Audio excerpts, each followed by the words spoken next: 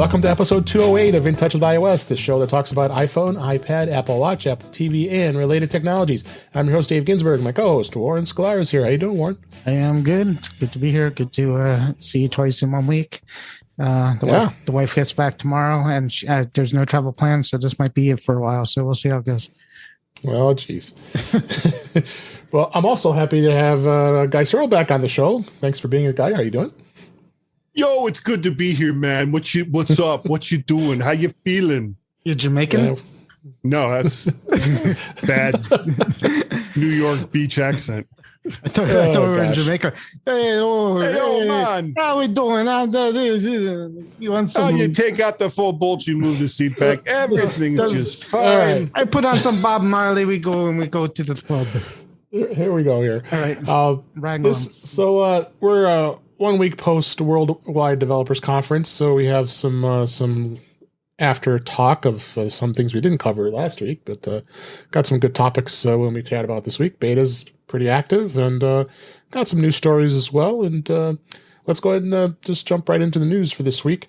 First story was Apple TV is going to be the exclusive home of Major League Soccer starting in 2023.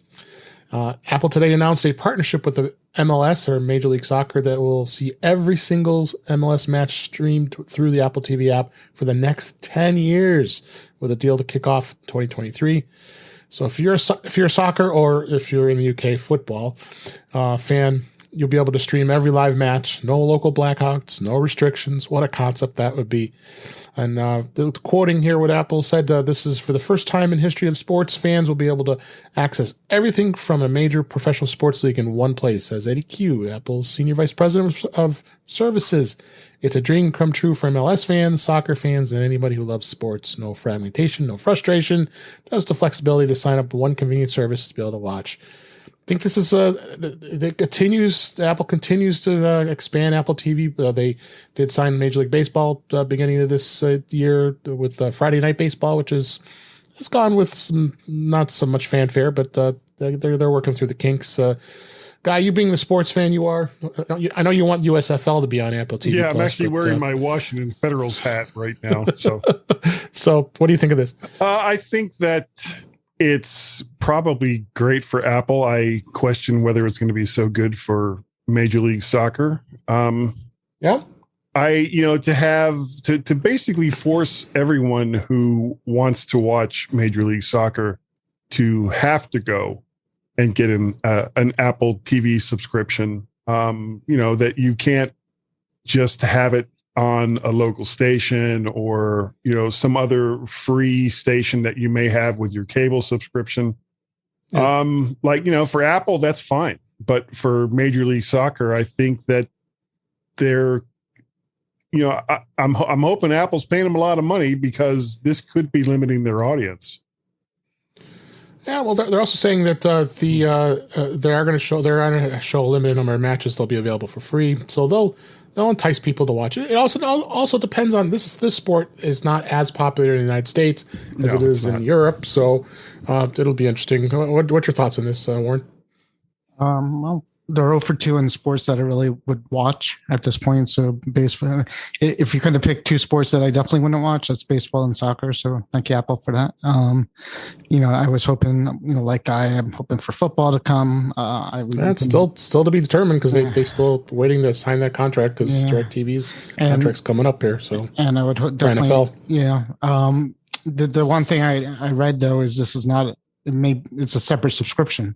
According to the story, from what they read, it's not included with Apple TV subscription. Oh, really? See, that makes it even worse. So I thought it was included. It's not. It's like not the verbiage is like it's not. It's going to be a separate pass, and so that could be one or two. Well, maybe not, because that might mean that you would just need the Apple TV app to do it, and you would pay. It's still Apple TV's service. They're getting the money. You're paying Apple, right this way, but it sounds like it's an alternative. You don't have to have both. So for the people who want, have an Apple TV app on their television or their Roku, could pay whatever they're going to charge for this thing with the Apple TV app and watch it without getting Apple TV and as well. So, that might actually open it up to more people because, like, for instance, if I didn't have Apple TV included right now and this was football and not soccer, and they said for $20 a month you could have this pass where you can watch every football game, I might be in that camp that would just get that and not get the Apple TV Plus subscription because there's nothing on there that I want to watch. So if it's like an add-on like that, then it might be. Yeah, they really don't say the price. What the pricing is going to be. They don't list it yet in the story. They say that it's going to be separated, and they haven't announced the price. But I mean, what's fair for? It's crazy. Like again, Guy knows too. You probably know, but the NFL Game Pass that I bought for myself and my son is. It's like 3 years worth of Apple TV. It's stupidly expensive, the price. Right. So it's people, I don't know what the market is for soccer fans if they're going to want to pay, how much for it. So that is right because it says on their newsroom news release or on Apple's website, it says complete details of the new service, including when fans can sign up for the service, subscription pricing, and specific details about programming and blah blah blah will be announced in the coming months. Yeah, that's not good. I don't think that's going to work out. I don't know. Really well. Yeah, that's a little different here. I would not subscribe to this. If it was part of the $4.99 a month that you're already paying for Apple TV, that's what's different. I was kind of like, I don't know. You're basically forcing people to get Apple TV, but $4.99 a month on top and besides the Apple TV content, it's an add-on. Whatever you think about that. I know it's an add-on, but you're thinking in soccer. You're thinking in soccer, but if this was the NFL, I pay 3 times that if whatever they charge probably. But the thing is, Apple isn't limited as far as American football goes. You've got 2 leagues that are going to start up again next year, and there's a third one that's going to be playing in August. Major League Football. I don't have no idea how well that's going to work out. But you've got the XFL and you've got the USFL that are coming February and March of next year. And that's not even assuming that they don't do some kind of merger, which I think would be a good move. But this isn't, minor league football talk. Right. But here's a but to have, let me finish. to have football of any kind. And right now, in order to watch, say, the USFL, you have to be subscribed into Peacock. You have to be subscribed into FS1. You have to be subscribed into something related to Fox. You have to be subscribed to something NBC related to NBC. So if Apple could just say, you know what, you don't have to do any of that if you don't want to. We're going to buy into this league, and sure, for your local teams, you can get that on over the air TV. But for everyone else that might want to watch a football game, all the games are going to be right here on Apple TV. And Apple, in turn, could sell advertising for these games, which is an area that they haven't really gone into yet that I know of. I don't know if they're doing that for Major League Baseball or if they're letting Major League Baseball handle that. Mm-hmm. But to have some, if they want to have a sporting presence, okay, you've got baseball on one night a week. You've got Major League Soccer eventually coming for however many games that's going to be. But if you really want to grab the American audience, you got to have some football in there. Right. And if the NFL is going to pussyfoot around, because the problem with the NFL is that their broadcast rights are spread out all over the place. So to even get a foot in the door there is, but they're streaming. Crazy. But that's the problem. Their streaming rights are not, and that's where things are really different with the NFL. Major League Baseball and soccer have, just like you said, if you want to watch your flag, the football league that you're talking about, you could subscribe to different various areas to get to it. NFL is really tight, and their only streaming partnership as right now is DirecTV, and that's it. For the Sunday ticket, but let's go ahead and wrap it up. I'd like to move on from this topic. So sure. Yep. Oh, go ahead. Finish up. No, it's an interesting, fun topic. So, but we want football. There are alternatives to the NFL. Football. Yeah. There's alternatives. Well, we'll see what happens. I mean, I think this is definitely something Apple's really diving in with content, and then that's really they really want to get into live events, live sports, and this is another way to do it. Next story here is Apple Music and Apple Arcade to earn $8.2 billion annual revenue by 2025. That's got to go billion. Says JP Morgan analyst. Apple's revenue from its music and gaming subscription services is expected to jump 36% to $8.2 billion annually by 2025. The investment bankers analysts said on Monday that Apple Music and Apple Arcade are likely to have a combined subscriber base about 180 million by 2025, with 110 million users paying for the company's music services and about 70 million for gaming.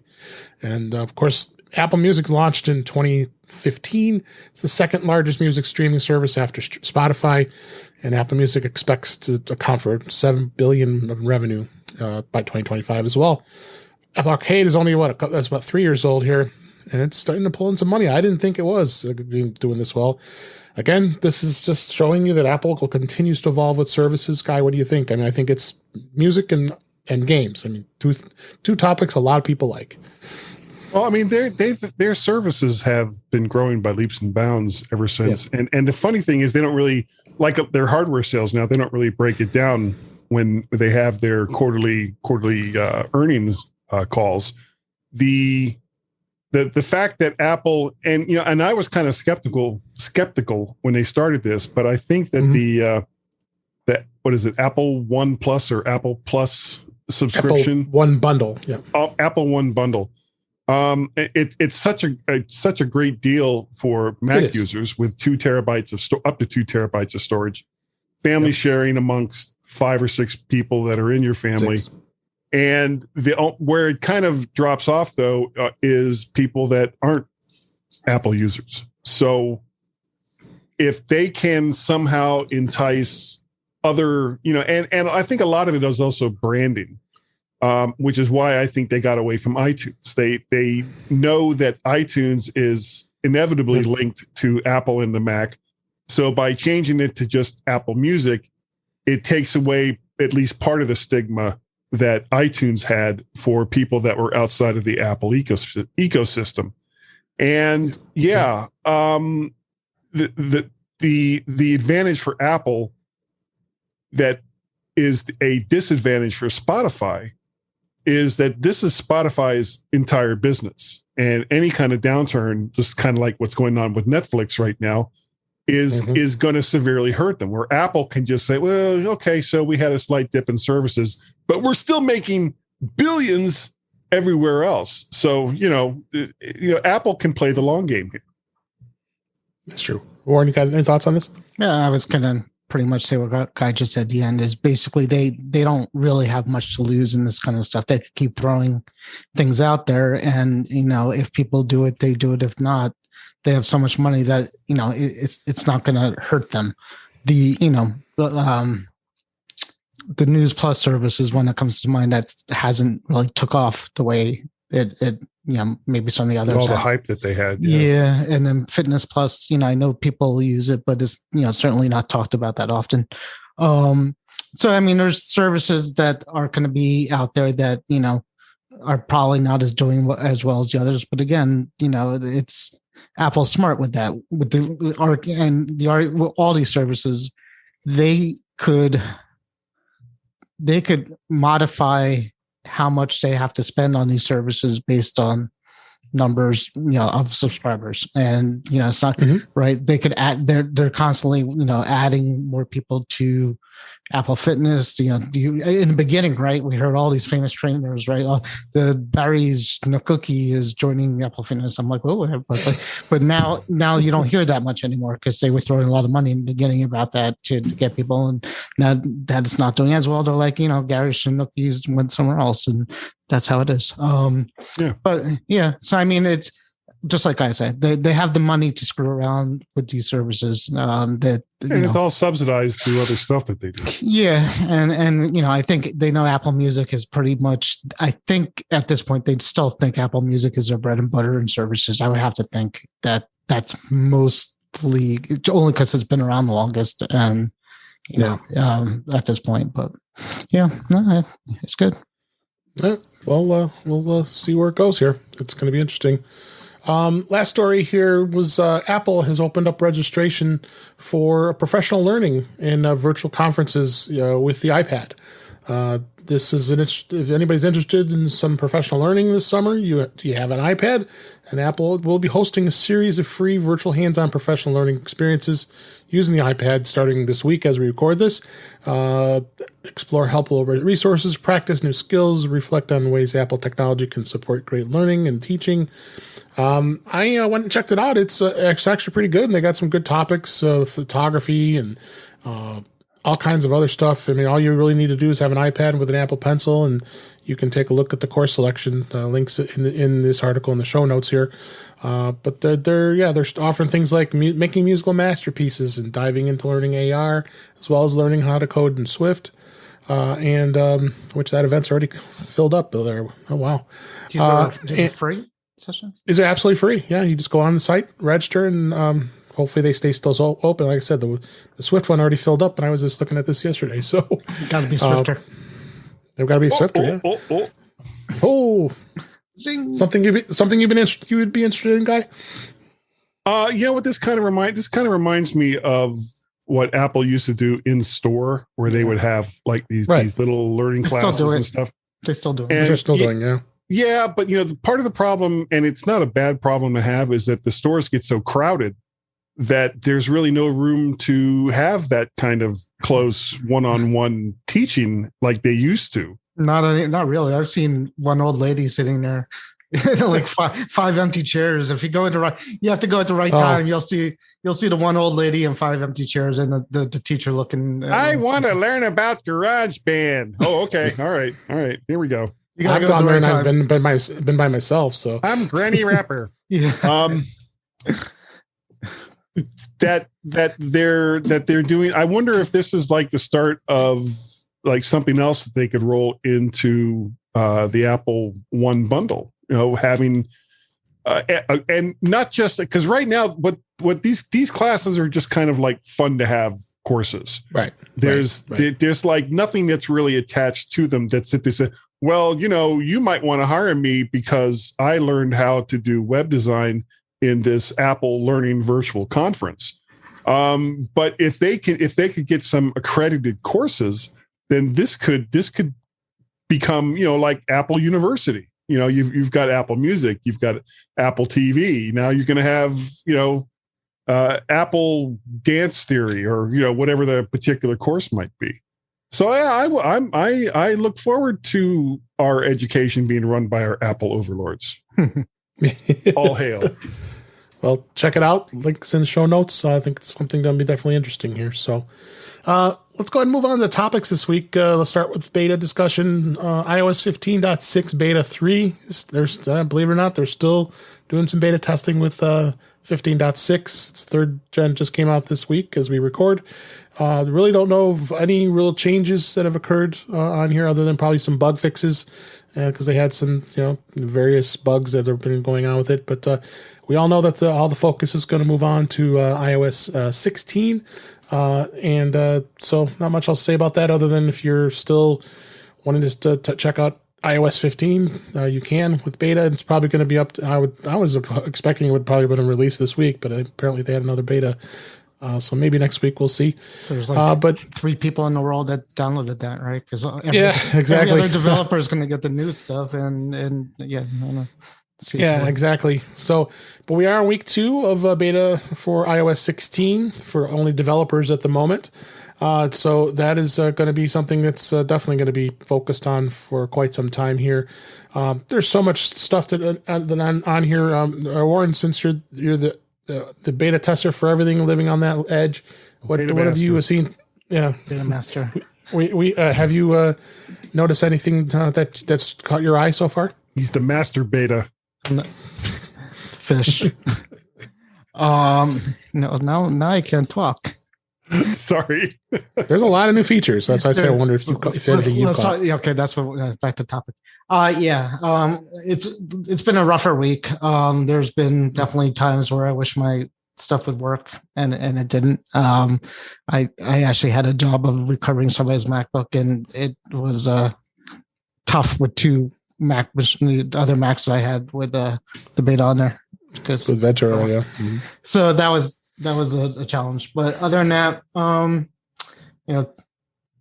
Teams crashes. I can't use Teams on my phone, which is kind of a bummer too, because I use it for work. Is that because of the beta, it's or is beta. that because Microsoft hasn't updated their stuff to work with it? Both. Yeah. So what happens is a lot of these companies don't jump that fast to do it, to fix it, and that's their prerogative too. They don't have to. So if you go out, like at this point, if you go to Google and say Teams crash iOS 16, you'll see a thread. Everybody say me too. So it's broken. Other than that, it's good. I mean, I've been playing with a couple of new features. I really there's a lot that I really like. So a lot of features I like. I really like the ability to take the picture out of the picture, that's really fun. I haven't tried that yet. I think we're going to do it on the next episode here. We got to I want some talk about that, because it is really cool. It's fun. So it's a little practice to figure out how to do it, because if you're in the picture, you grab it out and then there's nothing to do with it. So you're just moving the picture somewhere. So there's some bugs there, but anyways, that was fun. I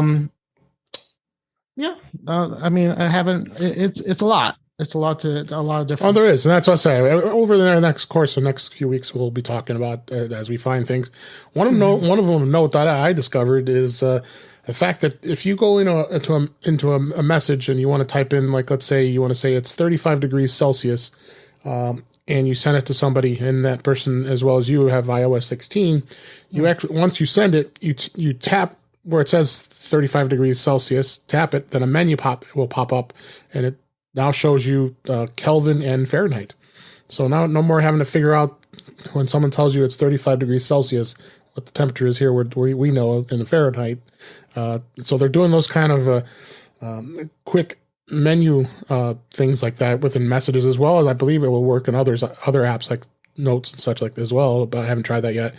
It also will do a time zone adjustment too. So if you say 5 p.m. Pacific time, and you they sent that to you, and you could tap it and it'll give you what the current time is and where your location is to convert it. So they're doing a lot of those cool things that I'm seeing.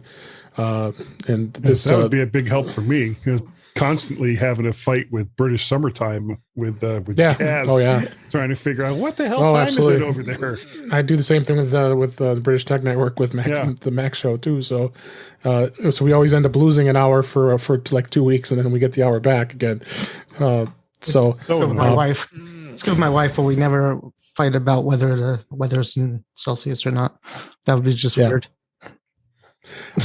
So moving on, let's talk about some more of the announcements that may not have been reviewed or covered, because again, there was just so much that was just talked about, and I'm probably going to be covering for the next few more weeks just some of the things that we can talk about. But notably, I know, Guy, you just caught your eye as well as me, is Stage Manager. Quite a bit of controversy going on with that right now, and the fact of the matter that Apple can fix it. So Stage Manager conversation. If go ahead, Guy, you put into some of this text. Go ahead and say what you found. Basically, what's going on is Apple is saying that Stage Manager isn't going to work on iPads that don't have an M1. As a matter of fact, it's not going to work on Macs that don't have an M1. Right. So I think that it's, and the explanation that they gave was in typical Apple fashion, pretty vague. that he says, well, we tried it and it just didn't work as well as we thought it was going to. So in order to have the quote unquote full experience, we're going to limit it to only the M1 Max and M1 iPads, which of course has people who bought iPad Pros from 2016 and 2018, I think 2020 as well, up in arms because they have whatever the A series chip is that's in their iPad Pros.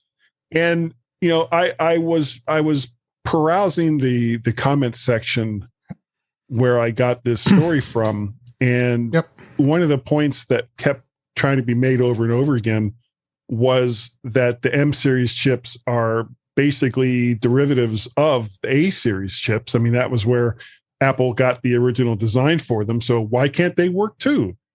And again, without seeing the results of what Apple had when they tried to do it with A series chips, and of course we'll never see that unless some hacker manages to get it on there. Apple's explanation of less cores, less memory, less GPU, less neural engine. Craig Federighi did say that. Yeah, it kind of makes sense. I don't want to give Apple a complete pass on it. I really wish that sometimes that Apple would just get ahead of some of this stuff and say, look, okay, well, here's what it looked like when we tried to do it on an A series chip. And at least that way, part of the problem as well is Apple in their advertising talks about how powerful the iPads are, especially the A series iPads. And then they turn around and say, well, okay, well, there's this new OS coming out and you're not going to be able to use features A, B, and C because it's, not supposed to work with the chip that you have. So, I mean, how Apple can't really have it in both ways. Either the iPads that we bought less than 2 to 3 years ago are powerful computers in their own right and capable of running at full speed, at least the next version of the OS after we've bought them, or change your message so that our expectations aren't quite so high. I don't know. It's, again, without knowing what that was going to look like with an A series iPad, it's hard to have a hard and firm opinion on whether it's good or not. I mean, and Apple is always famous for knowing that they're looking out for our best interest, and if they're going to be satisfied with what the experience is going to be with the newer technology and using it on older devices.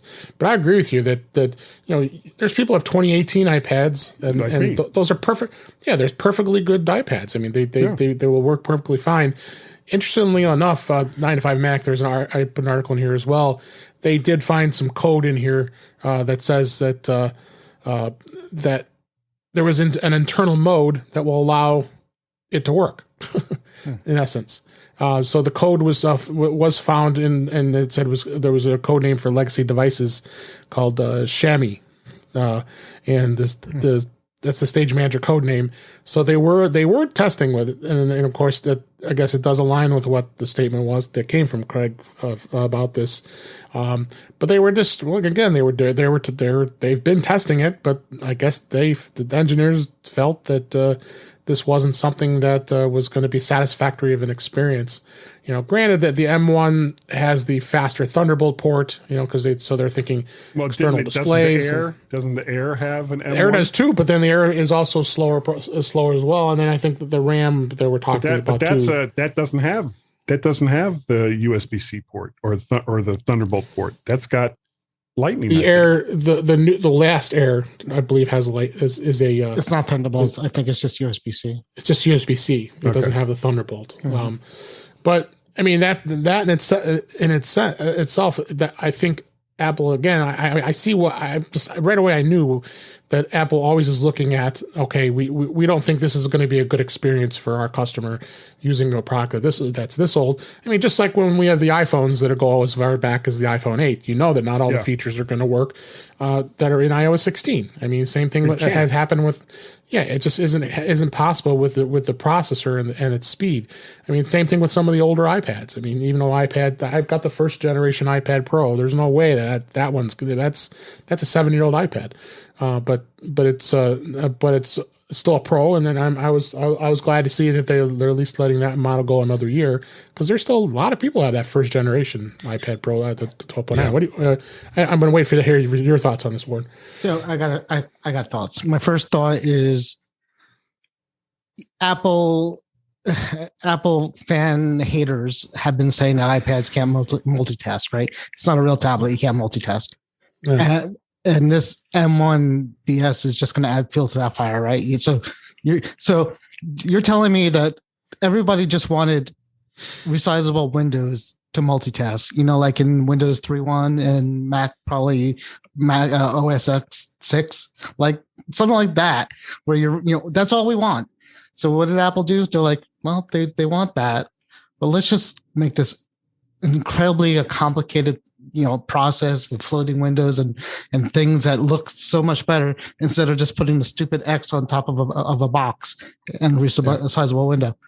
And so for them to say that we didn't like the experience, they made the experience. They have the smartest programmers in the world working in that building.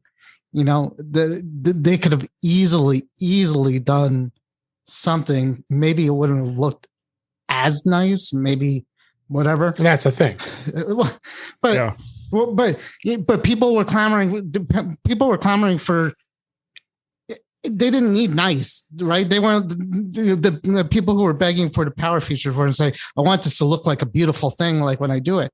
No, they're not saying that. I want to be able to take my finger and take this app and move it there, and I want to take my finger and put this app there. That's all they wanted. That's literally all they asked for. And they got this. And for Apple to say it's a cop-out, they easily could have made this happen. Maybe. I mean, the code's there. I mean, it can be done. It's just a matter of it can be done. Apple doesn't want to do it. They could have changed the code too. I mean, the one thing that we have to remember is Apple is in flux right now. They're in a period of transition between Intel and M1 and A series and M series. I don't think it's a stretch of the imagination to say that every single iPad will be an M series iPad within the next 1 to 2 years.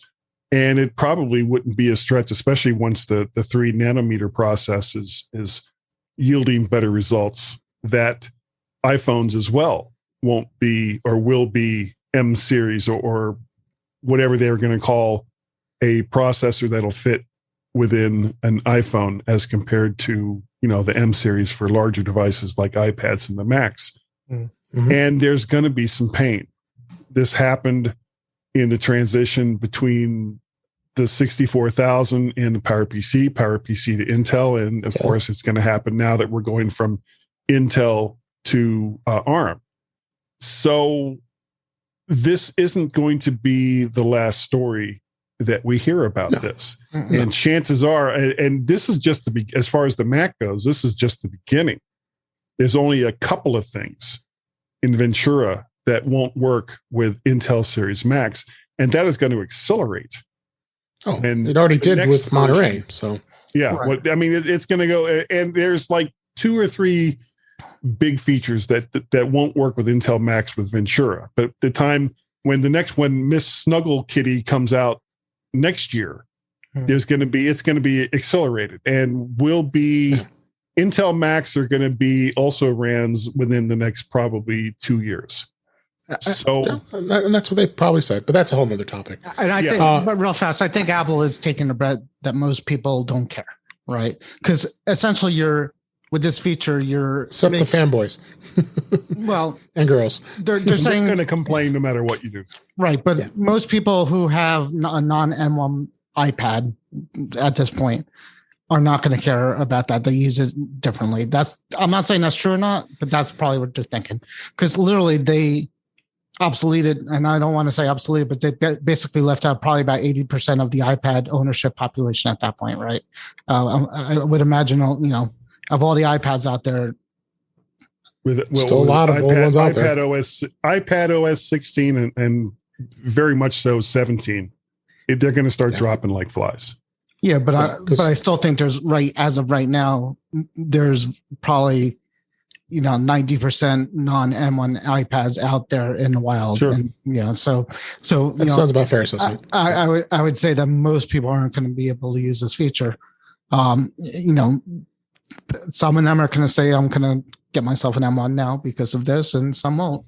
And, that's, again, Apple, if this was a like super feature like that, everybody, if let's say the mask, the phone with the mask, to unlock with the mask, wasn't that a big thing too, where it needed like a 12 or 13, True. Something like that, they would be a lot more careful about introducing a feature that's not going to work on 90% of their devices that use that. Right. Well, I mean, I tried it out. I don't know if you've tried it out, Warren, on your Mac, on M1, and it's pretty slick. I mean, I got it on my secondary M1 Mac Mini and installed it. And I turned it off after a while. I liked it. I liked the way it'd be able to easy to toggle.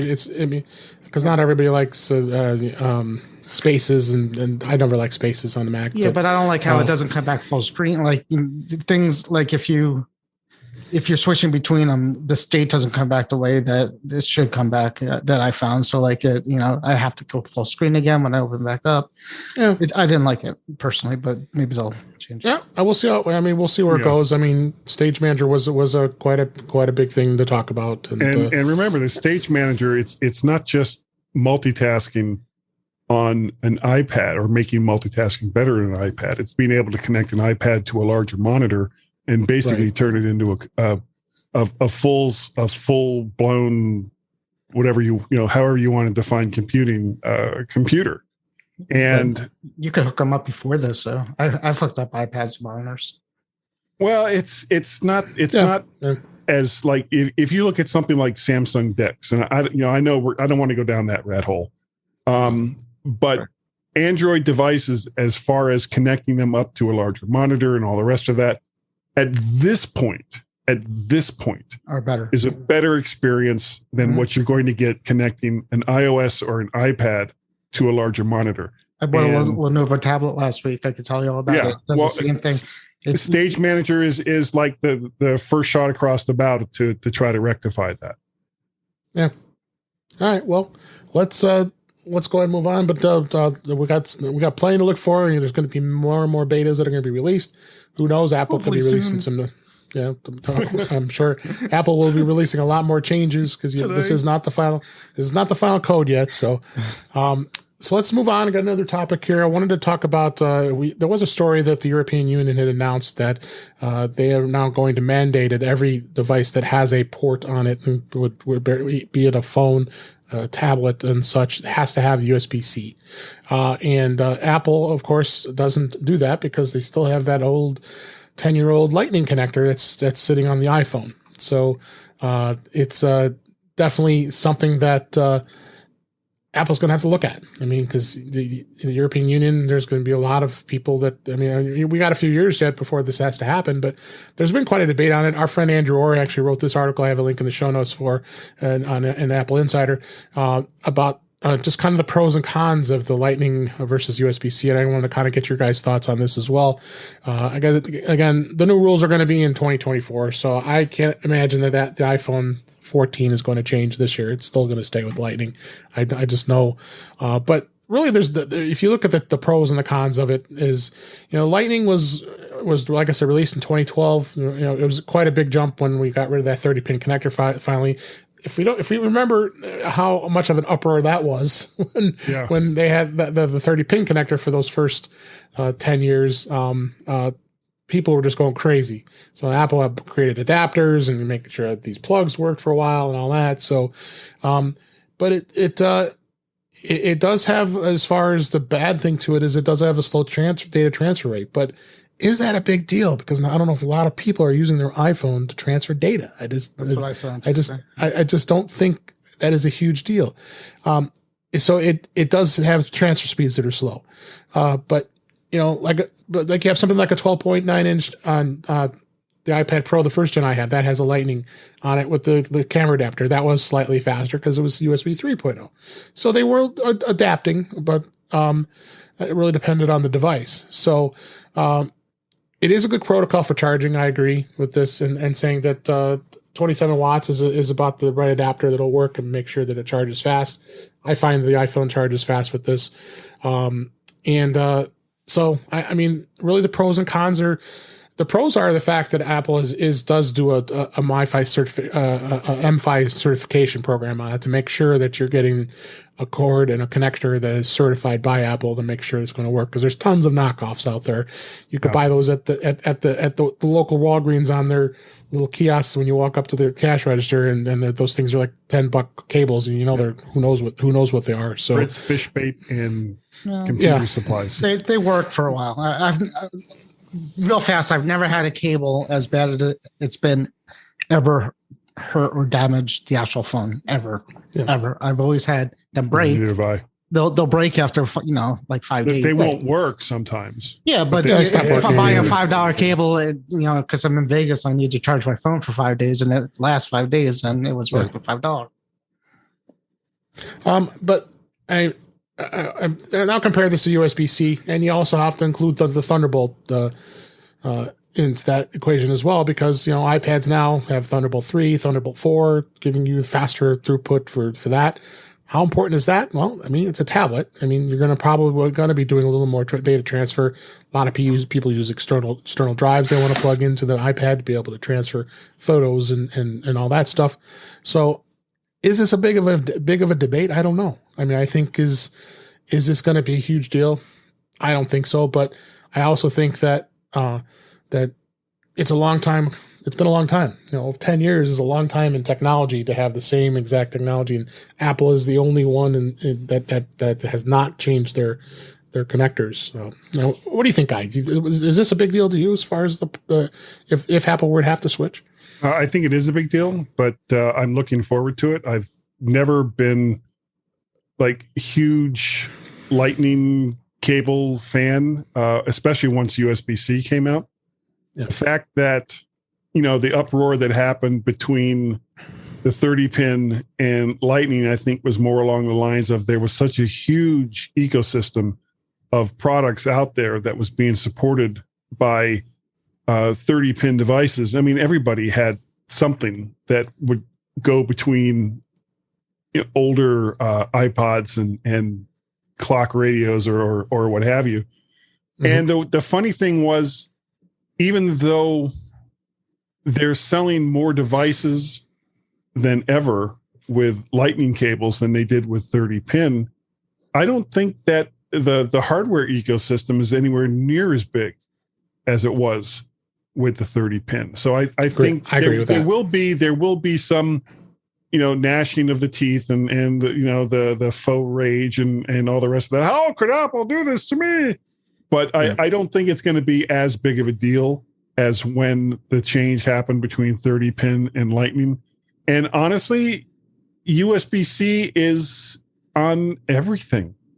And if Lightning goes away, I'm really not going to miss it that much.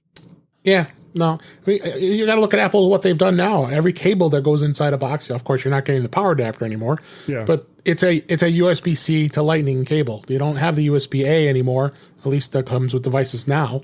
So they're kind of doing it anyway. So I mean, there's a slow transition to it, I see it. I see it not being a huge deal. Is just pushing them in the direction that they were going to go anyway. Maybe just a little faster than they originally wanted to. Yeah. Do you have anything else, Warren? Yeah, I mean, so we all have our areas of the house where we have cables on tables for people to come in and charge their phones and blah, blah, blah, and for us to charge our phones. And, it would be super nice if there was like one or two just USB-C cables instead of the rat nest of other cables I have at every one of the spots in my house. Yeah. USB micro, USB mini, blah blah blah blah, all so on and so forth. Well, and when my trailer in-laws come over, they're all looking for Wait, hold on. Yeah. What was that again? When my in-laws come over, no, there was a word that no. So when my in-laws come over, they tend to have Android phones, so they're looking for the micro USBs and the USB-Cs, and then my pretentious rich friend neighbors who come over with their iPhones. They plug in with their iPhone with the lightning cable. So, it's hard to please everybody. It would be, if for anything, it will make the mess of trying to charge people's phones and things like in my less messy. Less messy. Yeah, exactly. And if they do it, I'm sure they could come up with like some really nice charger things for, you could get a really nice, 2 or 3 or 4 port USB-C charger that will charge multiple devices a lot better than you could get a multiple lightning charger.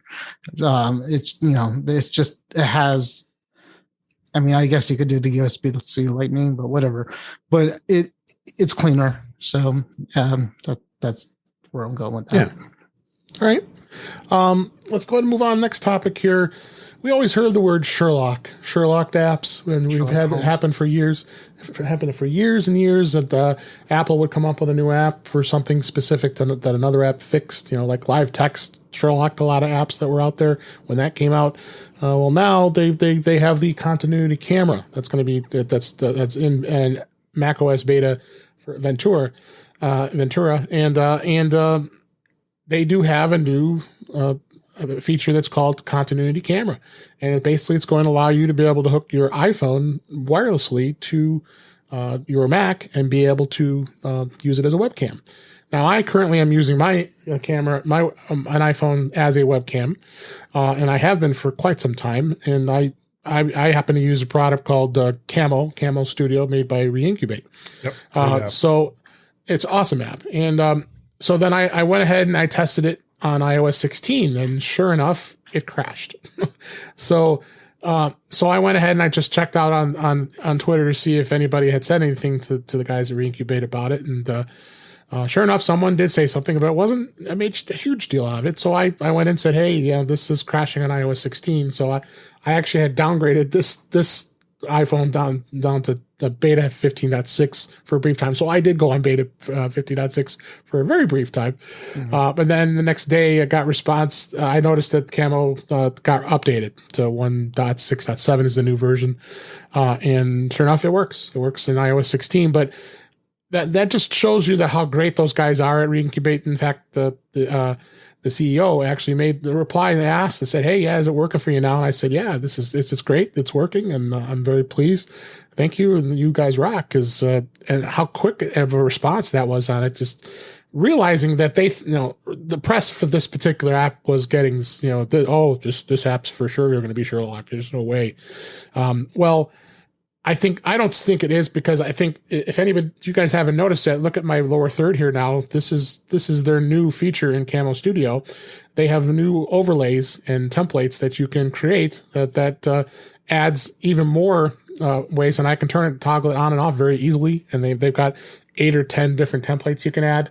I don't know if you've looked at this yet, Guy, but what is it that you're showing? The InTouch iOS logo thing? Yeah, that's a whole new lower third now, because you have even more flexibility in being able to add things. You only really were able to. I had added my name and just the logo, but now you've got all kinds of different templates. Like you can have a business card. You can have they've created it so you can actually edit and modify it. So, only reason I bring that up is the fact that I think that Camo Studio is going to be. They'll continue to evolve it. I mean, I think that the continuity camera is going to be something that's interesting, and I know Apple is going to be opening up the API so other developers can take advantage of what their technology is, but it's still pretty new. And of course they are partnering with Belkin to have a little stand that'll clip right on the top of your MacBook Pro, if you so choose. I've tried it on a Mac, and it's okay. I mean, it seems like it works okay. I don't know if you've had a chance to try it yet with your Mac, Warren. I just updated it while we were talking. Okay. Are we talking about Camo or the no, the continuity camera, camera in Ventura? No, it works great. I mean, isn't there quite a bit of latency at this point though? No, it was perfect. I could show you guys, but I didn't see any problems with it. Okay. And so, I mean, two things. Sherlock companies are going to try if they think they could try. We all saw what happened with the Astropad that we bought. What was it? Yeah. So, the difference with that is that's a paid hardware purchase. So that was going to be losing to Apple no matter what, because Apple provided pretty much the solution for free and very free, and it did just as good as a job as the dongle did, in my opinion. So that was its problem. And then they tried, they're still trying with the Windows version of it, and I do play with it sometimes. You could use that for Windows and things like that. So with this, being that Camo is free or it can be free, it doesn't have a paid. It has a free version, and then the paid version is going to be the Studio that you need to have. Yeah, so I think they, they'll have a better shot, at least than Luna did, because if it's free and people had it and they were using it, they're going to continue to go on no matter what. They're going to continue to use it, and they might pay for it if they like it. But for me, the feature is more for people who are traveling and they forgot to bring a webcam with them, and that's where it's going to come in handy. In fact, I've already used it once for that, because I was here without a webcam for a meeting. Actually, real fast, I had to actually download something else called Epicam, EPOCCAM. It's the same thing. Yeah. But it's also worked on a Windows computer, because I was on my Windows computer for work. So that's another issue too. I don't know if Camo's cross-platform or not. It is. But is it? So that's a big thing, because the continuity cam's not. So could happen. Right. So I mean, being cross-platform, Electron programming was a big deal about app developers using Electron for their apps.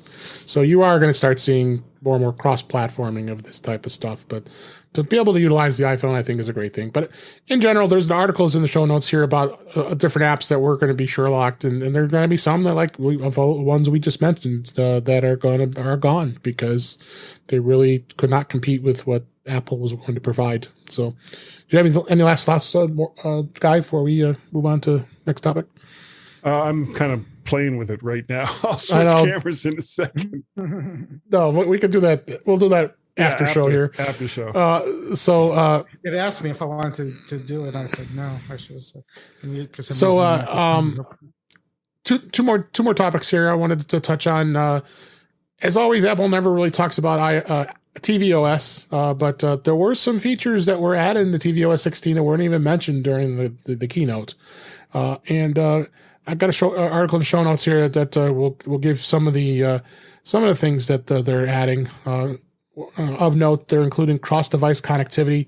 That tvOS 16 is going to enable developers to integrate their Apple TV app with their iPhone, iPad, and Apple Watch apps to unlock new experiences, feel more like personal than ever. Feel more personal than ever. They're expanding game controller support. They're going to support HDR10 Plus, which will be so this feature may be abandoned because they did remove that from their website. So they did kind of mention it before. Multi-user improvements. It's just going to offer improved system integrations for user profiles, which is great. Then Matter, which is a new standard that is going to enabling compatible smart home accessories to work together seamlessly, including with Amazon and the Echo and others and more. And the Home Hub is needed to control Matter, where the TV, Apple TV can do that. So there were a couple things that were added there. So I thought I'd mention any of that. So definitely check that out. I don't know if you guys have any comments on that before we move on. Okay. Apple TV and just is, in my opinion. It's there. It's just there. It's a thing. And then the other topic I wanted to cover is the CarPlay features that are actually going to come to iOS 16. As we watched the keynote last week, it was cool and all to see those cars that had the fully immersed CarPlay experience, but it's going to be years down the road before I see any car manufacturers. Many years. Yeah, if at all. I mean, so obviously Apple was trying to get people to think, manufacturers like BMW and Ford and others are going to jump on this bandwagon. I could see it. They're going to have to partner with the car manufacturer, but this could be a way to come because, of course, of Project Titan, potentially Apple coming out with an Apple car. There was rumblings that maybe Tesla could be considering thinking about now dabbling into CarPlay. I just don't see it. But they did add some new app categories, which is great. Which in the past they had things like food ordering, parking, EV charging apps if you had an EV that has CarPlay. So driving tasks and fueling. And then also you all are going to have all of the conferencing apps like Teams is already available on CarPlay and Zoom, and now WebEx. Oh God, who wants to be on a WebEx meeting? That's going to be on there as well. Is that it can't be video? It's audio. It's audio. It's audio. Of course. And there's a sudden rash of cars suddenly veering off and hitting. Yeah, no, it's audio. Pillars. They will make sure it's blocked to be audio only. So I think Zoom's already done on there too, right? Zoom's there already, and Teams is already there, and WebEx is coming if it hasn't already. Two other changes they made with messages and podcasts in CarPlay that won't require future app updates. Apple is speeding up the flow of messaging when using Siri, and Podcast app is expanding its library. So drivers will have the option to automatically send a message after having Siri review it back to you. Its speech to text works as expected. They'll remove a step currently required when reviewing messages in CarPlay. If you decide to edit the messages, that always drives me crazy sometimes. Do you want to edit it? Do you want to send it? So you could change that. I don't attempt to do it anymore. I don't attempt to voice the message anymore. I've given up. I've been doing it. I did it the last day or two. It never works, and I would say screw it. It works. Apple's also. I usually just send it anyway, even if it isn't right, just because it's usually funnier that way. It doesn't, and usually is not going to the right person or phone. Apple is going to Apple's going to also expose some of the podcast apps features in CarPlay. The CarPlay currently focuses on the listening now feature, but other ways of finding the right podcast episode requires the iPhone app. But starting in iOS 16, you'll be able to find episodes that are downloaded or saved.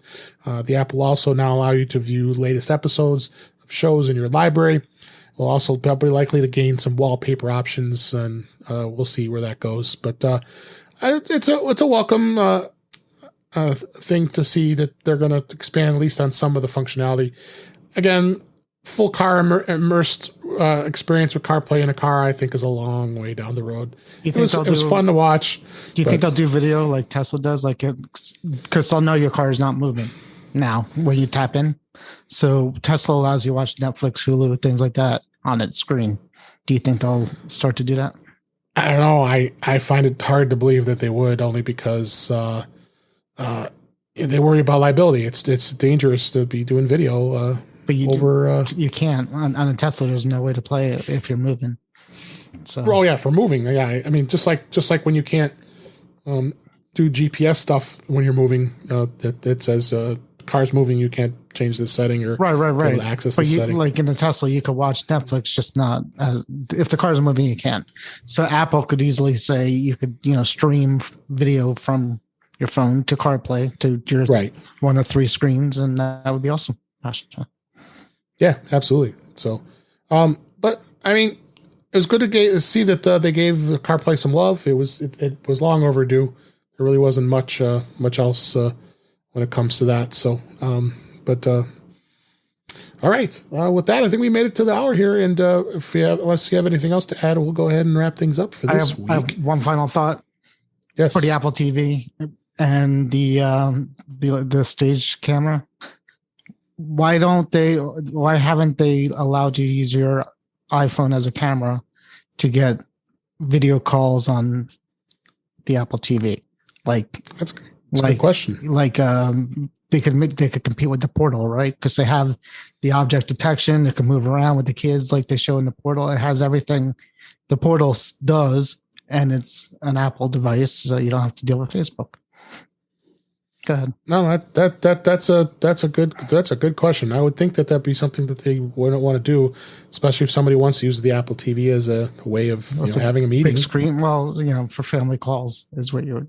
Just like the Portal. Or family calls, right? Yeah, that's like the Portal's thing. So, and you really don't hear too much about that either. Have you read stuff on that item that I haven't seen? Or no, I just came up with that as that being a good idea, and I think it would be. Yeah, because I came up with it because we talked about doing it on a Mac, and then went right into new features of the Apple TV. I'm like, there's a connection here.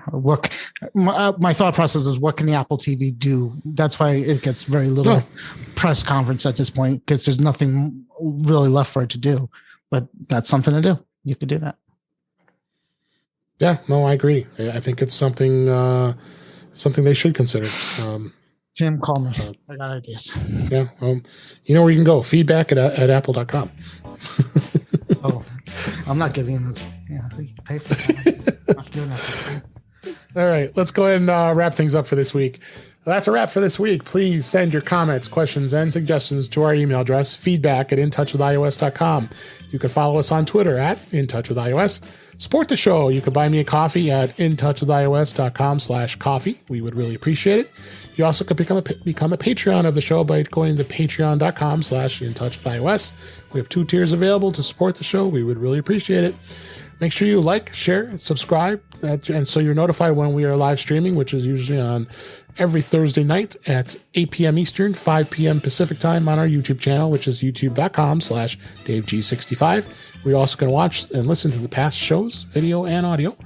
Visit In Touch with iOS magazine on Flipboard, where many of the topics that we discuss are flipped into that magazine. The link is in our show notes. You also can subscribe in our to the show in your favorite podcatcher, including Pocket Casts, Apple Podcasts, and many others. But better yet, go to our website at intouchwithios.com, where all the links to all the ways to listen to us are there. I am Dave Ginsburg, and you can find me on Twitter at DaveG65. Guy Serle, glad you made it back to the show. Where can people find you? Thanks for being here. Oh, email guy@mymac.com. Twitter is MacParrot or VertShark. And I am VertShark over there on the YouTubes. I've just actually started doing something a little bit different. I'm taking little snippets from the MyMac podcast for both audio and video. I need to do that too. Putting them on VertShark.com as well as YouTube. And of course, flipping those over to VertShark over there on Facebook. I've got 9 of them for the last show that just came out. And I didn't even get past the first break. There's always something funny on that. Yeah. I need to be a little more discerning, I think, in which ones I choose. And they're all like 2 to 3 minutes long. They're not real long. Yeah, that's what I got to start doing that. I've been recording it. I just never make the time. Good idea. Yeah. Well, it's real easy to do using DaVinci, but that's not what this show is all about. So, but those are all the various ways that you can get a hold of me. Of course, there is the MyMac podcast that I do with Gaz, Guy's Daily Drive, which for whatever stupid reason I record in my car on my way to work, usually about twice a week. And of course, Chuck continues to allow me on Mac Voices. And every once in a while, Dave takes me out of the cage and lets me come on to his show. So, yay. Got you in a rotation. Yeah. Appreciate you being here. And Warren Sklar, thanks for being here as always. So where can people find you? Pretty much the same places that you and Guy said, minus a couple of those places. So if you tune into like one of your shows or Guy's shows or Chuck's shows, maybe I'll be there. All right. Well, that's specific. It is very specific. And I want to thank you for listening. We really appreciate you being here. We hope you enjoyed the show. And we'll talk again soon.